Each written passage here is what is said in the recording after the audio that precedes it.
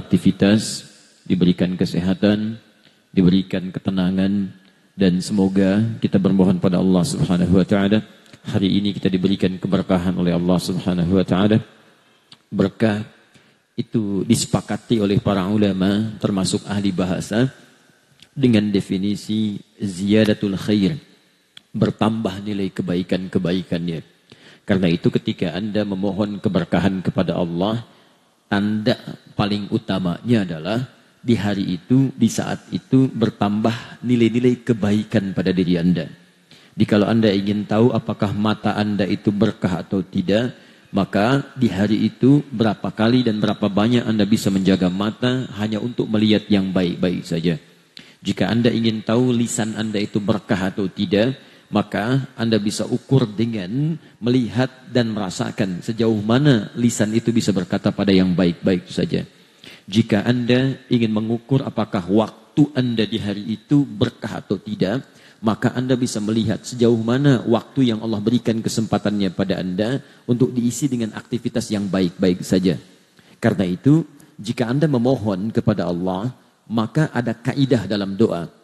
Doa itu, bukti pengabulannya, itu terletak pada ikhtiar Anda dalam mewujudkannya. Jadi ketika Anda serius berikhtiar untuk mewujudkannya, maka disitulah tanda utama bagi Allah yang telah nampak untuk mengabulkannya. Saya beri contoh begini misalnya. Ibunda Maryam, namanya disebutkan dalam sejarah, konon bernama Hannah, yang menikah dengan Imran itu keduanya membangun visi rumah tangga, bahwa setiap anggota keluarganya itu mesti dekat dengan Allah. Dan ketika istrinya mengandung, maka mereka berdua sepakat, ya anak ini yang dikandung oleh istrinya ini, itu harus menjadi anak yang sangat dekat hubungannya dengan Allah Subhanahu wa taala. Karena itulah mereka berdua membagi tugas, suaminya mencari harta terbaik, yang paling halal, yang paling baik menurut Allah. Istrinya kemudian juga mendekatkan diri kepada Allah, bahkan memperbanyak doa dalam kandungannya itu. Jadi ketika beliau mengandung, banyak berdoa. Dan kelak ini nanti yang kemudian diwasiatkan oleh Al-Quran pada setiap perempuan yang tengah mengandung. Nanti dengan turunnya Quran surah ke-7 ayat ke-189. Itu jadi kalau kandungan khususnya sudah sampai pada tahap-tahap di atas 4 bulan, itu suami istri banyak berdoa memohon kepada Allah. Da'awallaha rabbahuma la in ataitana shaliha lanakunanna minasyakirin. Keduanya bermohon kepada Allah, sekiranya Allah anugerahkan keturunan yang saleh, maka kami akan sangat merasa bersyukur kepada Allah Subhanahu wa taala. Nah, berdoa kemudian Hannah dan diabadikan doanya dalam Al-Quran surah ketiga Ali Imran ayat ke-35. Idh qalat imra'atu Imran Rabbi inni nadhartu laka ma fi batni muharrara fataqabbal minni. Ya Allah, perhatikan kalimatnya, saya bernazar untuk menjadikan anak yang saya kandung ini menjadi sosok yang sangat dekat denganmu. Saya ingin sekali anak ini ya Allah dekat denganmu. Kalau ibadah itu tidak susah, ya kalau diminta bermohon itu seketika, diperintahkan dikerjakan, dimohonkan atau diperintahkan untuk meninggalkan larangan segera ditinggalkan. Maka tatkala lahir anak itu, ayat 36-nya, falamma wada'atha qalat rabbi inni wada'tuha untha, lahirnya perempuan, harap laki-laki lahir perempuan. Allah perintahkan terima karena itulah yang terbaik yang untuk menyempurnakan hikmah di rumah tangga. Wallahu a'lamu bima wada'at wa laysa dzakaru kal untha. Karena perempuan pun punya kelebihan, keistimewaan yang tidak dimiliki oleh laki-laki. Di masing-masing punya keistimewaan yang sama. Ya. Boleh jadi bentuknya berbeda tapi nilainya istimewa dalam pandangan Allah Subhanahu wa taala.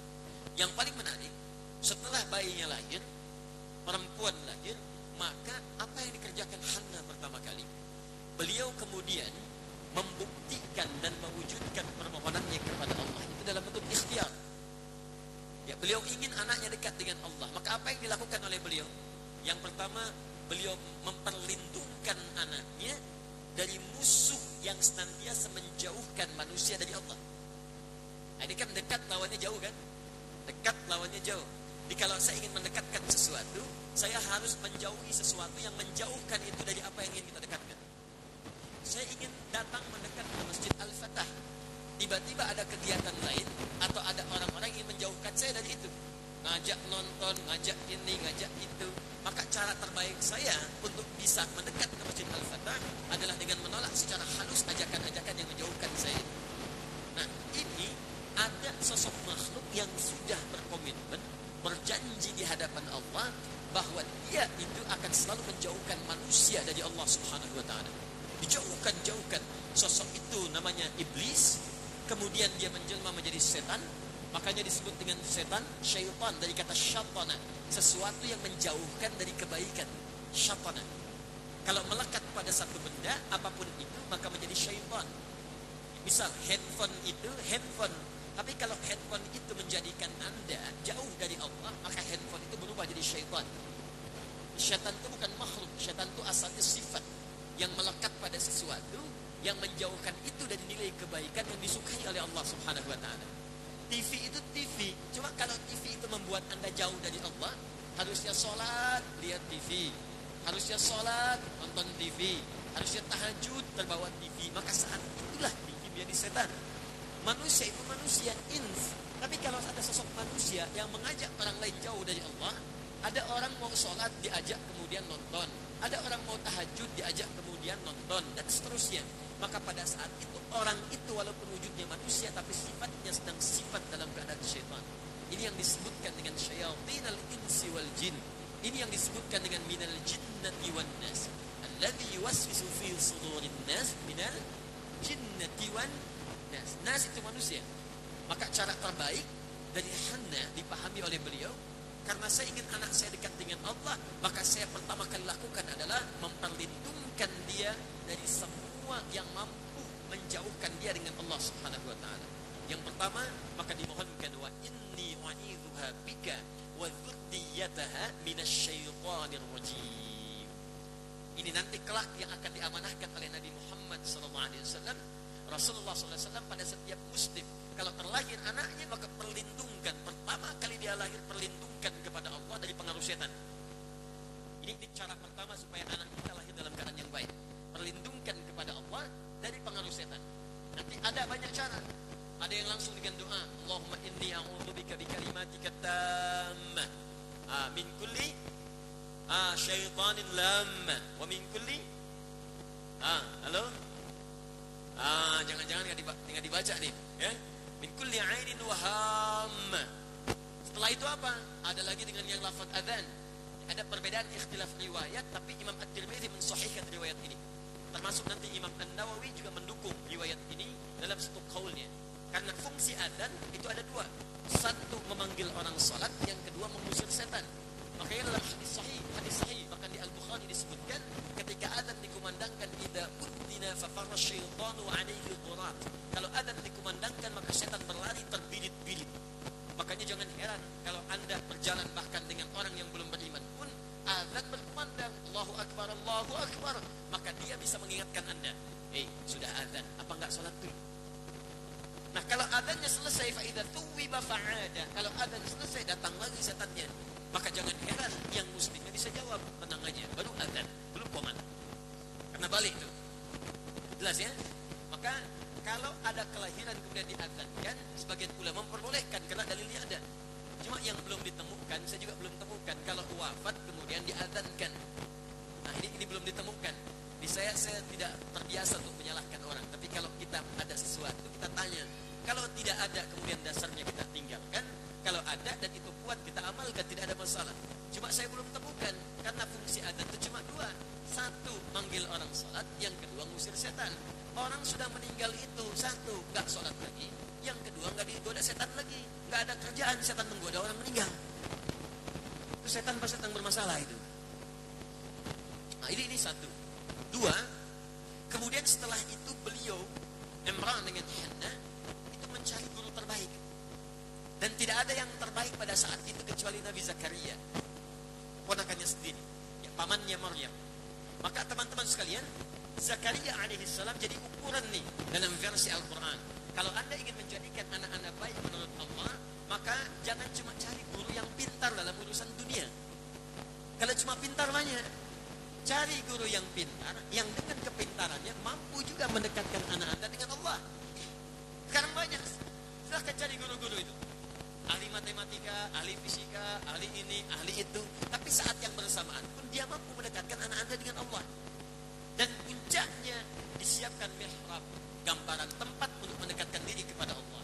Kalau sekarang ditarik konteksnya kekinian, tempat pendidikan. Cari tempat pendidikan yang baik, sekolah yang baik. Di situ matematikanya unggul, fisikanya unggul, kimianya unggul, ininya unggul, itunya unggul. Tapi saat yang bersamaan, Al-Qur'annya 30 juz, diajarkan cara salat yang benar, guru-gurunya baik, akhlaknya mulia, lingkungan sekitarnya bagus. Itu yang dimaksudkan di surah ini. Nah, yang ingin saya katakan adalah ketika orang tuanya berdoa tadi dan tidak cukup dengan doa, doanya diwujudkan dalam bentuk ikhtiar. Begitu ikhtiar itu dihadirkan sebagai bentuk perwujudan dari doa tadi, maka apa jawaban dari Allah? Lihat ayat 37-nya. Fataqabbalaha rabbuha biqabulin hasanin wa ambataha nabatan hasanan. Maka diterimalah oleh Allah doa dan ikhtiar itu. Jadi kalau Anda doanya ingin cepat dikabulkan, tunjukkan lewat doa itu, lewat ikhtiar Anda. Ya Allah, berkahi waktu saya hari ini. Maka Anda buktikan kalau benar-benar waktu Anda itu diberkahi. Susun kegiatan lewat waktu itu yang baik-baik, yang disenangi oleh Allah Subhanahu wa Ta'ala. Ya Allah, berkahi harta saya. Buktikan kepada Allah, gunakan harta itu untuk membeli yang baik-baik, yang halal, yang Allah sukai. Yang tidak baik, yang cuma memenuhi nafsu, itu tinggalkan. Itu maksudnya. Kalau Anda bisa kerjakan itu, baru kemudian dijawab, fataqabbalaha rabbuha biqabulin hasanin. Bukan cuma diterima. Apa yang terjadi setelah itu? Perhatikan ayatnya. Wa ambataha nabatan hasana. Maka Maryam pun diperhatikan, dirawat langsung, diperhatikan oleh Allah.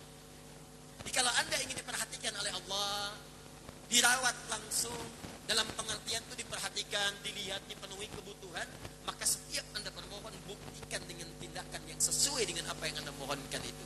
Apa yang terjadi setelah itu? Wa kafalaha Zakaria kullama dakhala 'alayha Zakaria al-mihrab wajada 'indaha rizqa. Yang paling dahsyat ketika dirawat oleh Nabi Zakaria, beliau mengantarkan semua kebutuhannya. Setiap kali mengantarkan ke tempat Maryam, sudah didapatkan apa yang dibutuhkan. Padahal Maryam bukan nabi, Maryam bukan rasul, Zakaria alaihissalam nabi. Mengantarkan kebutuhan, bawa pakaian, sudah ada pakaian. Bawa makanan, sudah ada makanan. Dan bertanya, apa rahasianya? Anna laki hadha, ya Maryam, anna laki hadha. Nabi Zakaria tahu, beliau dekat dengan Allah. Tapi ingin tahu dengan lisannya langsung dari Maryam. Apa kata Maryam? Qalat huwa min indillah.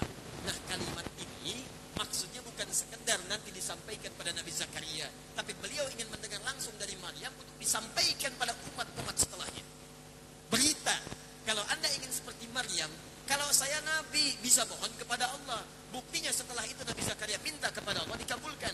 Tapi kan kita bukan Nabi, Anda bukan Rasul, kita manusia biasa. Kalau Anda ingin mendapatkan seperti Maryam, maka kerjakanlah apa yang dikerjakan oleh Maryam ini. Dia bukan Nabi, beliau bukan Rasul, tapi dijaga oleh Allah dari mulai lahir sampai dengan wafatnya. Kalau Anda ingin seperti itu, maka amalkanlah nasihat Maryam ini. Inna Allaha yarzuqu man yasha' bighairi hisab. Nah, itulah teman-teman sekalian, pengantar dalam kesempatan pagi hari ini.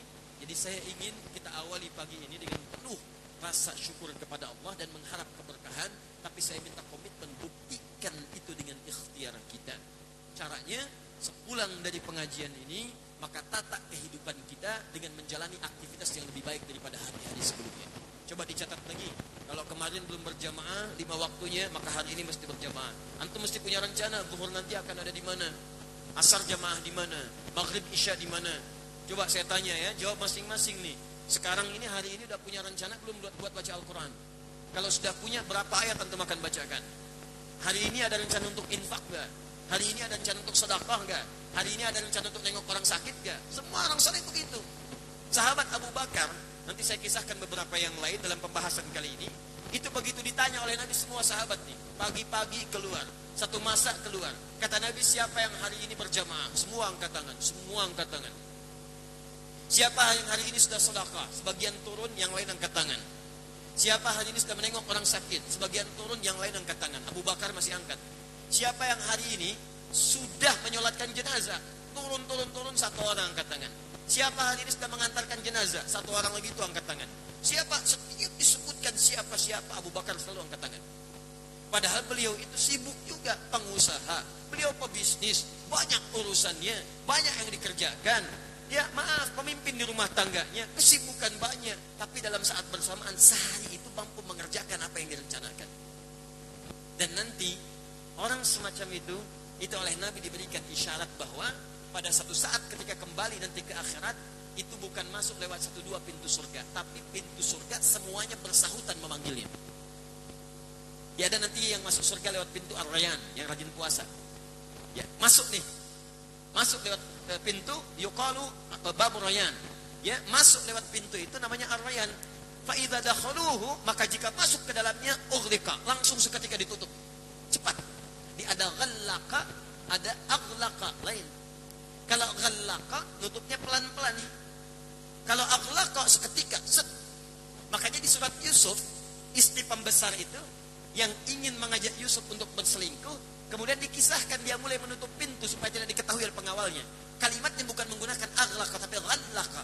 Wa ghallaqatil abwaba wa qalat haytalak wa ghallaqat. Maka dia tutup pintu itu pelan-pelan supaya tidak terdengar oleh pengawal-pengawal di sekitarannya.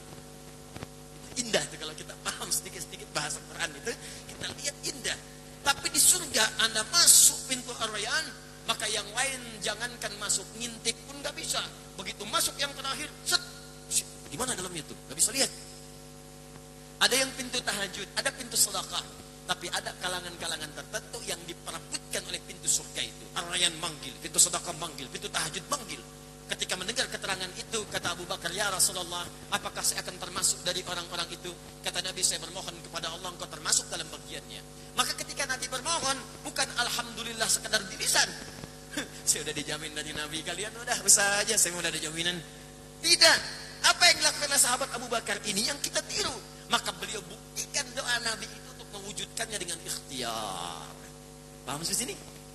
Nah, kalau sudah paham, kita sudah punya komitmen, mari kita mulai dengan mengikhlaskan diri kita kepada Allah Subhanahu wa taala untuk melanjutkan tema kita pada kesempatan kali ini tentang ringkasan dari fitnah kubra dan dampaknya terhadap pengaruh dakwah khususnya dalam kekinian. Jadi yang tadi itu baru muqaddimah, ini materi utamanya. Bismillahirrahmanirrahim. Di tahun lalu, beberapa waktu yang lalu, di awal jumpa kita petakan materi yang dibahas di tempat ini tentang fiqh dakwah. Kita telah bahas apa itu pengertian fiqh, apa itu dakwah, siapa itu da'i, orang yang berdakwah, bagaimana cara berdakwah, dan tantangan-tantangan dakwah.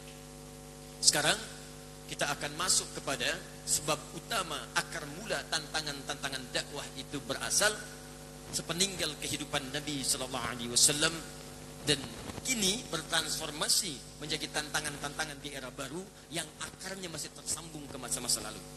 Penting untuk kita ketahui hal-hal semacam ini sehingga ketika Anda temukan dalam lingkup kehidupan kita, kita bisa tahu dan bisa mudah untuk menyelesaikan persoalan yang dimaksudkan. Saya mulai dengan pembahasan, semoga Allah mudahkan dan mudah dipahami setelah dihafalkan. Pada masa kekhalifahan sahabat Umar bin Khattab radhiyallahu taala anhu, khalifah yang kedua sepeninggal sahabat Abu Bakar As-Siddiq radhiyallahu taala anhu, keduanya orang mulia di hadapan Rasulullah sallallahu alaihi wasallam dan tersebut dalam lisannya sebagai bagian dari ahli surga. Maka Umar bin Khattab dengan segala kejeniusannya, Umar itu orang pintar, jenius, satu di antara 4 sahabat jenius. Selain nanti ada sahabat Ali bin Abi Thalib radhiyallahu taala anhu, ada sahabat Amr bin As radhiyallahu taala anhu, ada Ibnu Abbas radhiyallahu taala anhuma, juga ada Umar bin Khattab radhiyallahu taala anhu. Sampai seorang bernama Toha Hussein, ini orang-orang liberal di Mesir, pemikir, ahli bahasa, itu mengakui kejeniusan Umar sampai menuliskan satu kitab khusus membahas kejeniusan Umar bin Khattab. Namanya Abqariyatu Umar. Abqariyatu Umar. Maka Umar kemudian berinisiatif dengan berbagai hal yang sangat kreatif pada saat itu, termasuk memperluas wilayah-wilayah dan penyebaran dakwah Islam. Maka di masa Umar lah menyebar kemudian dakwah Islam yang saat diterima itu oleh masyarakat yang sangat luas, kemudian berbondong-bondong masuk Islam, dan dampaknya meluas ke wilayah-wilayah keislaman itu. Bahkan kemudian teman-teman, itu pendekatan sebelumnya di masa-masa kenabian sampai ke Abu Bakar, konon dalam riwayat yang valid juga dalam catatan buku sejarah, sudah sampai juga ke Nusantara. Artinya saya ingin tunjukkan bahwa wilayah Islam pada saat itu sudah luas, melebihi Jazirah Arab. Luas, sampai juga menaklukkan, mengalahkan wilayah Persia. Nah biasanya ada kecenderungan kalau orang-orang sudah berada di atas, kemudian tersaingi oleh yang lainnya, maka suka ada perasaan-perasaan yang tadinya berada di atas, sekarang dikuasai oleh yang lain, maka setan masuk kemudian melalui perasaan itu, menghadirkan nilai-nilai seakan muncul iri hati, dengki, tidak puas, dan sebagainya. Ini biasa, ada satu negara maju dikalahkan oleh tetangganya, tentu yang ini akan selalu ingin menyusul. Amerika di atas, Cina makin maju, Amerika nggak akan senang dengan Cina. Ya, Cina di bawah, Amerika maju, demikian seterusnya. Apalagi Indonesia yang maju, nggak akan ada yang senang dengan itu. Makanya mereka lihat, kita ini potensinya banyak, sumber daya alam paling banyak di sini. Lempar tongkat jadi tanaman. Lihat batu, luar biasa banyaknya. Ada yang warnanya emas kekuning-kuningan. Ada yang warnanya ini dan itu. Dibuka, potensi banyak, mineral tumpah. Sampai kemudian diancang-ancangkan oleh orang tua kita dari sejak dulu. Bikin di pasalnya, undang-undang itu pasal 33. Sampai dengan ayat ketiganya. Bumi, air, dan segala isinya itu yang dikuasai oleh negara. Kenapa? Karena potensinya banyak. Nah, kembalikan ke masa lalu. Maka dari situlah mulai muncul benih-benih ketidakpuasan. Bukan karena kinerjanya Umar bin Khattab, tapi karena perasaan iri dari nostalgia sebelumnya. Maka muncullah kemudian orang-orang yang datang dari wilayah-wilayah berbeda. Kemudian masuk Islam tapi tidak sempurna Islamnya. Berasal dari kalangan budak-budak yang mudah diperdaya. Singkatnya, terjadilah peristiwa kelam itu. Umar kemudian sedang menunaikan sholat. Sudah ditunggu oleh seorang budak yang bersembunyi dalam satu masjid. Kemarin saya tunjukkan pada teman-teman yang umrah di Masjid Nabawi. Di posisi itu Umar bin Khattab ditusuk berkali-kali. Jadi kalau anda masuk kemudian umrah ya atau haji, saya bermohon pada Allah yang belum insya Allah disegerakan nanti, ya nabung ya. Nah itu, kalau sudah masuk Masjid Nabawi, antum masuk nih, saya bikinkan petanya gini dengan cepat ya. Saya seperti ini. Ini bisa dari pintu 17 di sini. Ini ada bin Daud di sini, berang. Di sebelah sini, ini Hotel Raudhah, Diyar. Sebelah sini ini pintu 22. Dengan cepatnya ke sini. Di sini ada pintu juga Umar bin Khattab. Antum lurus sini. Ini di sini ada Raudhah, atasnya ada dom, kubah warna hijau. Kemudian ada wilayah ke sini. Ini yang karpet merah, ini karpet hijau, ini karpet merah. Karpet merah yang ada lampu-lampu manik-manik di atas. Ini luas pertama Masjid Nabi SAW segini. Cuma segini. Makanya nanti kalau antum keluar wilayah ini, atasnya ada kebuka atap yang ada payung, tidak ada atap langsung. Itu nanti di tembok ini, perhatikan dengan jeli sekali. Di tembok ini nanti ada tulisan yang mengisyaratkan inilah awal batas pertama Masjid Nabi dibangun. Yang menyebutkan nanti ayat Al-Quran tentang bagaimana cara pembangunan masjid. Lalu di bawahnya ada nanti nama-nama sahabat Nabi SAW. Ya. Teman-teman, di sini nanti ada beberapa mihrab. Ada beberapa mihrab. Kemudian ini ada mihrabnya Utsman bin Affan, mihrabnya Nabi di sini. Ini ada Hanafi sampai mihrab Ali, mihrab tahajud di sini. Nah, posisinya di sebelah sini. Ya, singkatnya ditusuk berkali-kali. Kemudian beliau sekarat, dalam keadaan sakit sekarat itu mewasiatkan kemudian agar sahabat berkumpul untuk memilih pemimpin selanjutnya. Setelah itulah kemudian singkatnya Umar bin Khattab radhiyallahu taala anhu wafat, maka terpilihlah oleh para sahabat seorang yang sangat mulia, sahabat Nabi, menantu Nabi yang juga pernah menikah dengan dua putri Nabi sallallahu alaihi wasallam. Maksud menikah dengan dua putri Nabi ini, ketika menikah dengan salah satunya, meninggal yang satu, menikah dengan yang satu lagi. Maka disebutlah beliau dengan gelar Dzun.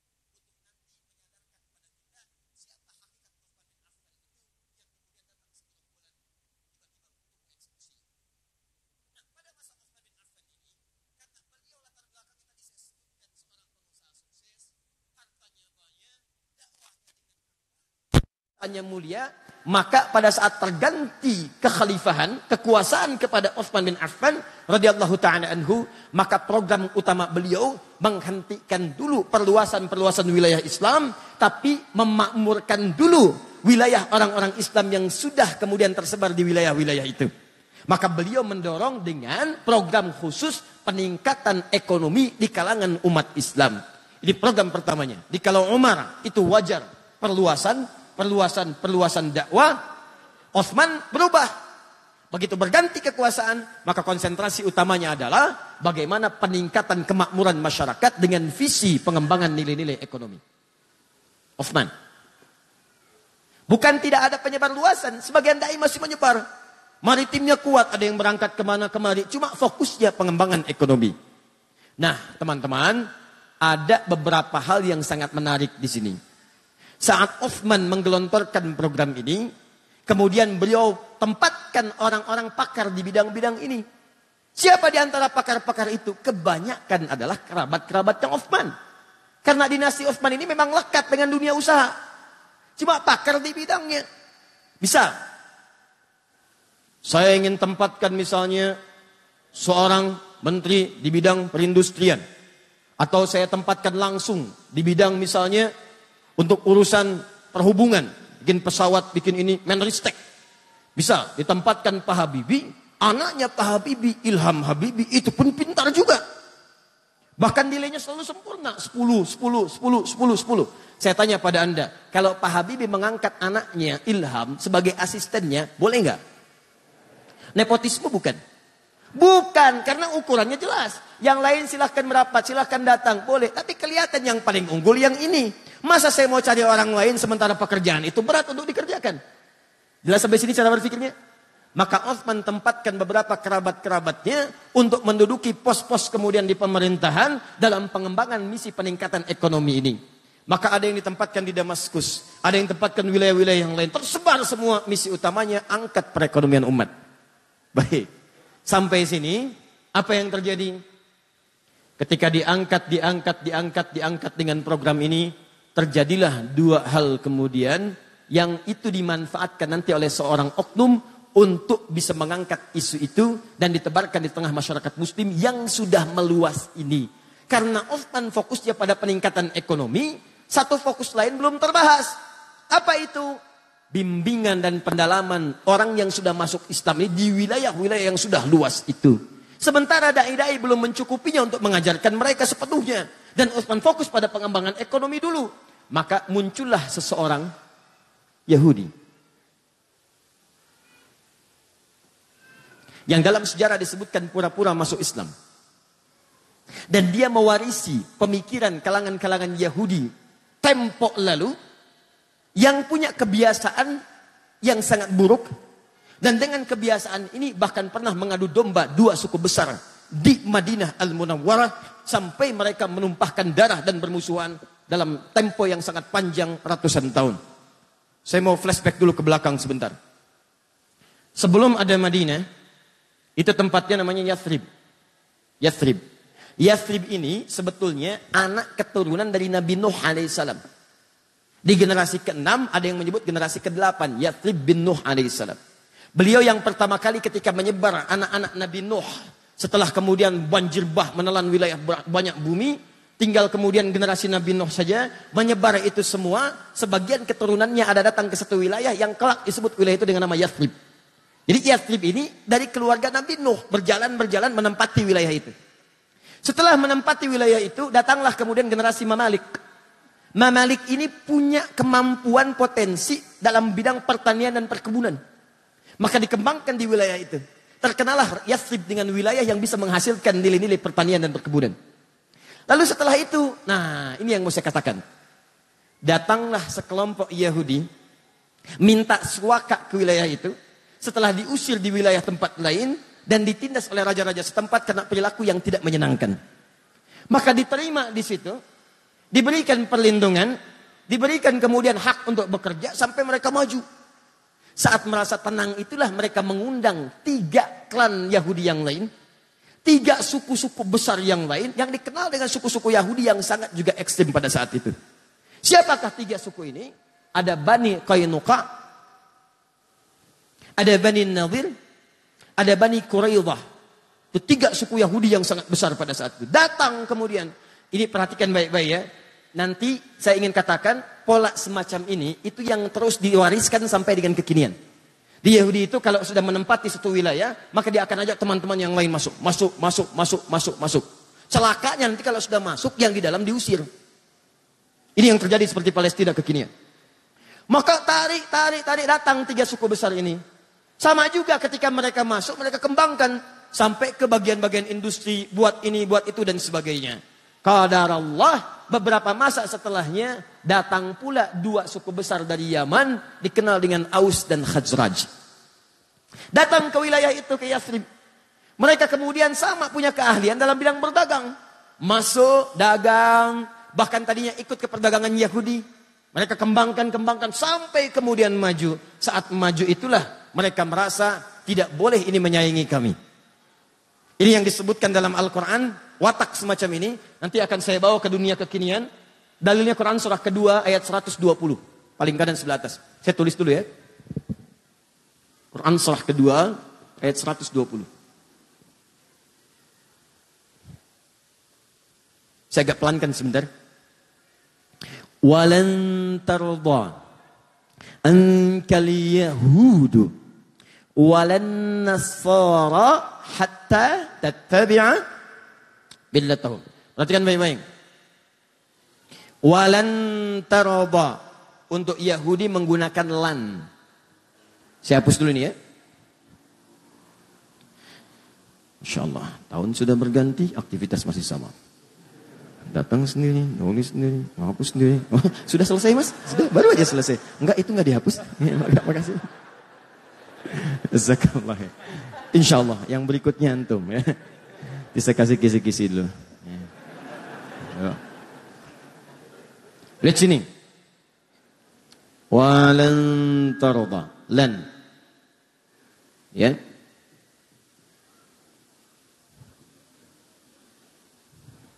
Tarda. Perhatikan. Ankal yahudu. Sini kan al-yahud.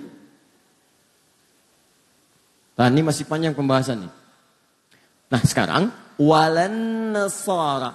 Seakan-akan kalau kita nggak lihat tulisannya, kita akan membaca dengan kalimat yang sama. Walan tarda ankal yahudu walan nasara. Seakan-akan hurufnya sama. Padahal kalau Anda lihat mushaf, berbeda huruf.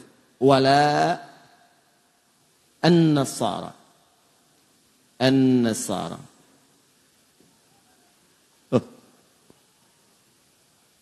Hatta tattabi'a millatahum. Millah. Ini. Perhatikan sini. Yang pertama untuk Yahudi menggunakan lan. Dalam bahasa Inggris itu padanannya never. Never, tidak pernah, tidak sama sekali. Susah. Sulit.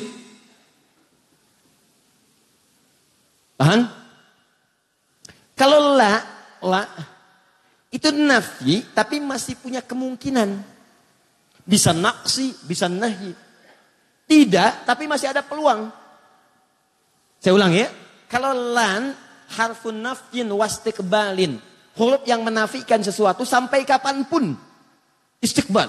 Tapi kalau la, harfun nafyin saja. Tidak ada istiqbal. Kalau sekarang tidak, mungkin ke depan bisa.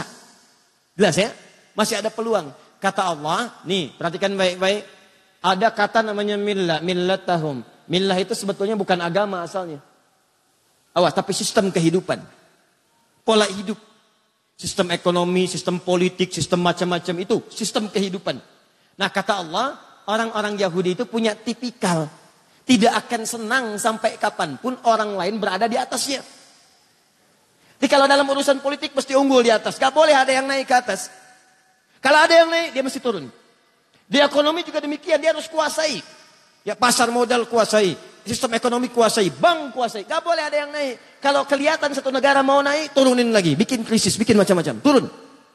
Jelas ya? Nah, tapi kalau Nasara tidak pakai la. La artinya masih besar kemungkinan peluang. Kalaupun dalam urusan dunia bekerja sama dengan orang Nasara dibandingkan Yahudi. Walaupun ada kesamaan, sama-sama juga tidak suka kalau orang Islam yang naik ke atas. Jelas ya? Nah, simpan ayat ini, saya mau kembalikan kepada persoalan tadi. Maka di masa itulah kemudian, tidak senang ada Aus dan Khazraj naik ke atas, maka apa yang terjadi? Pertama mereka bikin perjanjian. Perhatikan baik-baik nih. Ini nanti akan dibawa sampai ke Nusantara. Ayo perjanjian damai, Pangeran Diponegoro dipanggil, begitu datang ditangkap. Nih perhatikan nih, asalnya dari sini. Ini akar mulanya nih. Datang kemudian dituliskan perjanjian, begitu selesai dituliskan perjanjian, kita harus bersama-sama menjaga Yathrib. Kalau ada yang nyerang kita bela sama-sama. Kita bekerja sama dengan baik. Baru dituliskan, belum kering tinta itu. Berapa masa setelahnya, kekhawatiran di kalangan mereka semakin memuncak. Diseranglah kemudian Aus dengan Khazraj. Dari belakang. Serang, sampai mereka minta bantuan kepada klan dari Aus Khazraj yang berada di wilayah Syam.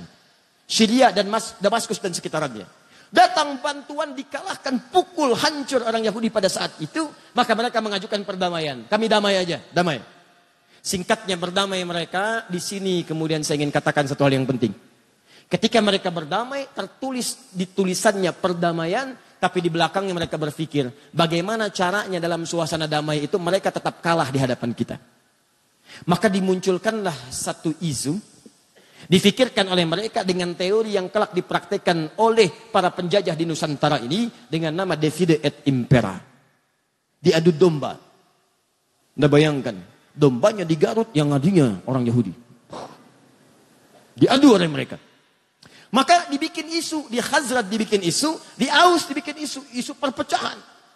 Saling serang akhirnya, dari situ tumpahlah permusuhan besar sampai bertahun-tahun, puluhan tahun terus antar generasi. Kalau ada satu luka di Aus, mesti luka di Khazraj. Kalaupun lukanya mungkin cuma kepleset di jalan Aus, di sana pun mesti luka juga. Di istilahnya kalau di sini ada yang kepleset, sana harus kepleset juga. Di sini ada yang meninggal, sana meninggal juga.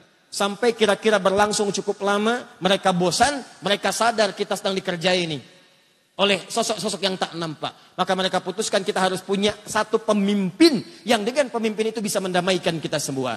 Maka mereka lihat kriterianya hampir ditemukan pada seorang bernama